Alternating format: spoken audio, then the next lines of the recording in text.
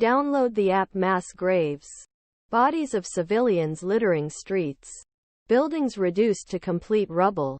And Ukrainian soldiers fighting to bitter end, often giving last full measure.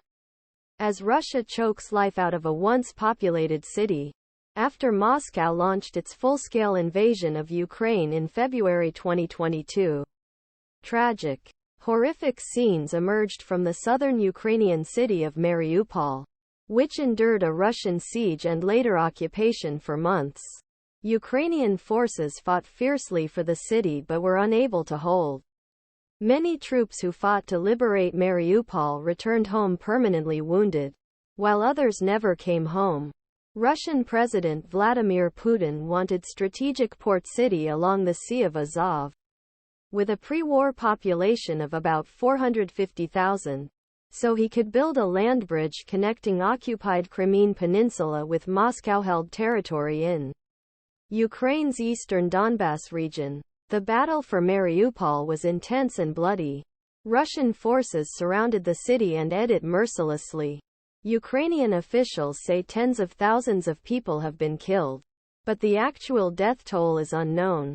Investigators looking into reported atrocities have accused Moscow of committing war crimes, such as deliberate attacks on civilians. Ukrainian defenders made their final stand at Mariupol's Azovstal steel mill, where they were swarmed with civilians for weeks as the Russians tightened their grip on the city.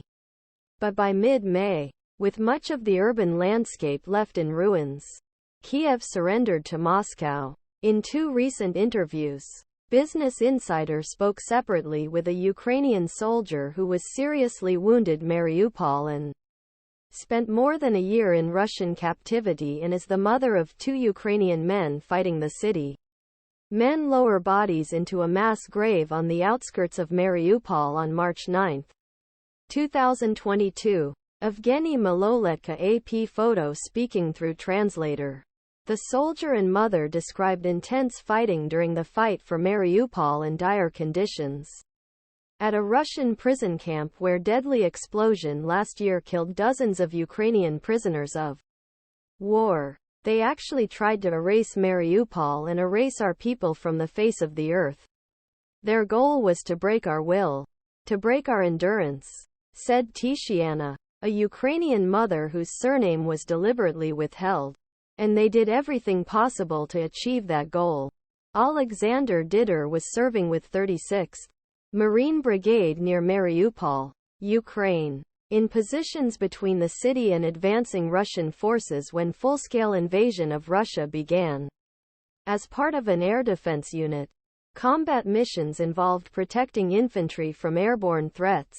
We didn't really feel the beginning of the war, Alexander said. But that changed quickly. The Russians started attacking civilians, which was really scary. They started ing civilian areas.